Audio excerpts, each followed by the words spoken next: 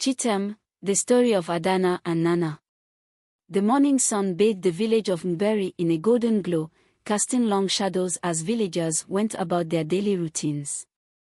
Women balanced clay pots filled with water on their heads, while men prepared their farmlands for the planting season. Birds chirped in the distance, and the rustling of leaves carried whispers of the spirits of the land. In the heart of this vibrant village lived Adana, a young woman known for her beauty, resilience, and kind heart. With deep brown eyes that reflected the wisdom of her ancestors and a voice that could soothe even the angriest soul, she was beloved by all. Yet, her heart belonged to only one person, Nana. Nana was a warrior, strong and honorable, a man whose loyalty to his people was second only to his love for Adana. He had been orphaned at a young age, his parents taken by a mysterious illness that swept through Mberi many seasons ago. Raised by the village elders, he grew into a fearless warrior, determined to protect those he loved.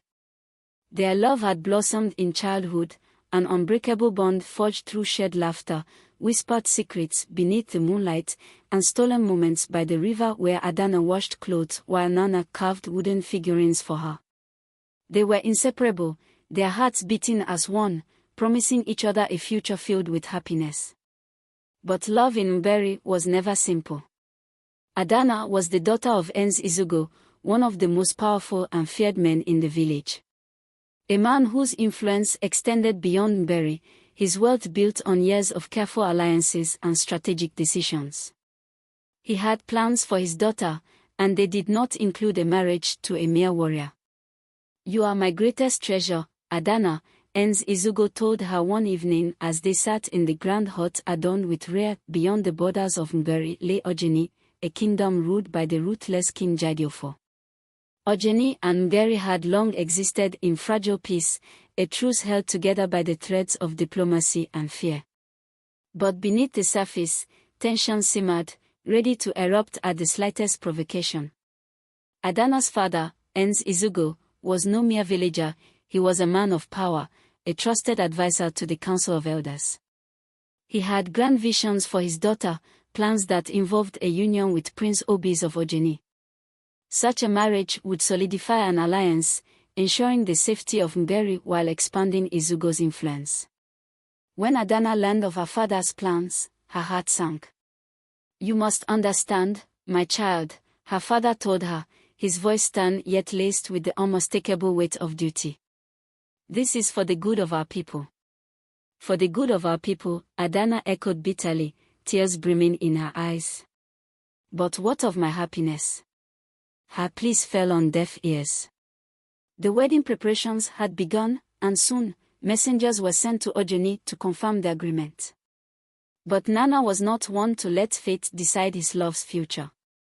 On the eve of the harvest festival, Nana sought out Adana, finding her beneath the sacred Iroko tree where they had spent countless hours as children. "You cannot marry him," Nana said, his voice raw with emotion.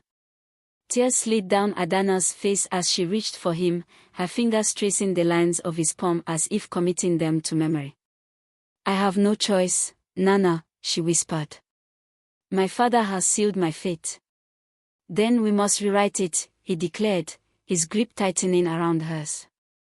"Let us leave this place, Adana. Let us find a new life beyond the reach of kings and councils." Adana hesitated, torn between duty and love. She had been raised to honor her people, to put Mberi before herself. But could she bear a life without Nana?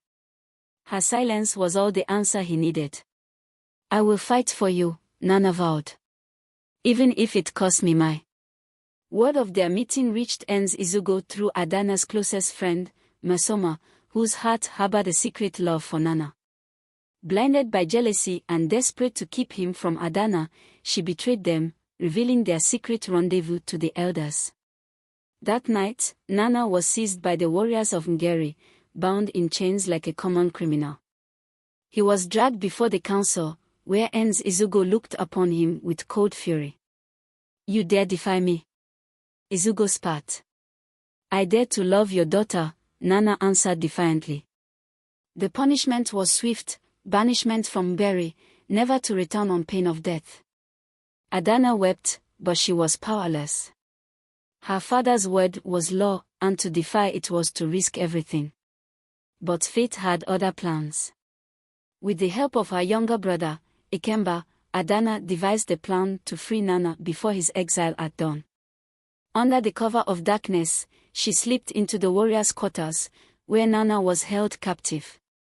"I will not let them take you from me," she whispered, cutting through his restraints with a blade concealed beneath her robes. Together, they fled into the night, hearts pounding as they left behind the only home they had ever known. By morning, Mberi was in turmoil. Warriors were dispatched to track down the fugitives, their orders clear: Nana was to be executed, and Adana was to be returned to her father in disgrace. For days, the lovers evaded capture, seeking refuge in the dense forest that bordered Mberi and Ojeni. But the warriors were relentless, and soon, the chase came to a tragic end. Cornered at the edge of a cliff overlooking the roaring river, Nana and Adana faced their pursuers. "Come with us willingly," Adana, the lead warrior, pleaded. "Your father will forgive you." Adana turned to Nana, her heart heavy with the weight of their doomed love. "I will not go back," she said, gripping his hand. "I would rather die free with you than live a prisoner of duty." With a final glance at their pursuers, the lovers made their choice. Hand in hand, they leaped into the river below, swallowed by the raging waters. Days later, the search for their bodies yielded nothing. Some said they had drowned, claimed by the gods as punishment for their defiance. Others believed they had survived, forging a new life beyond the mountains, where love could thrive without the chains of expectation. But in Mberi, their story became legend. Lovers whispered their names beneath the Iroko tree, where the wind carried their voices like echoes of a love that refused to be forgotten. And on certain nights, when the moon was full and the river sang its sorrowful song, villagers swore they saw two figures standing at the water's edge, Adana and Nana, bound forever by a love stronger than death.